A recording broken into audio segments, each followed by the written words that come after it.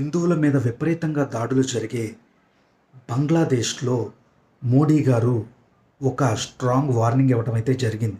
అదేంటి అంటే, మీరు హిందువులపై దాడులు ఆపుతారా, మాకు చేతనైంది మమ్మల్ని చేసుకోమంటారా అని.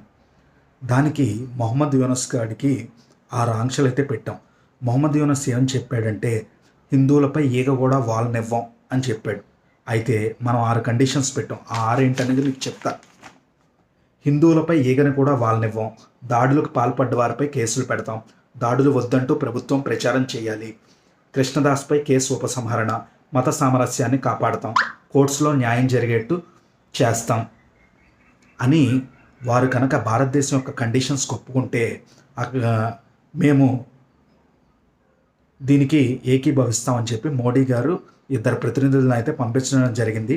ఆ 2 ప్రతినిధులు ఈ విషయాన్ని చెప్పడం జరిగింది. మొహమ్మద్ యూనస్ కూడా దానికి అగ్రీ అయినట్టు అయ్యి మొన్న జూన్ 12న 2025న ఏం చేశాడంటే, మీరు నన్ను ఏం చేయగలరా అనే ఉద్దేశంతో అక్కడ ప్రజలందరినీ రెచ్చగొట్టి బంగ్లాదేశ్లో ఉన్న రవీంద్రనాథ్ ఠాగూర్ గారి యొక్క పూర్వీకుల యొక్క ఆస్తి అయినటువంటి సిరాజ్గంజ్ అనే ఒక ఏరియాలో రవీంద్రనాథ్ గారి యొక్క పూర్వీకుల ఒక పెద్ద ఇల్లు అయితే ఉందండి.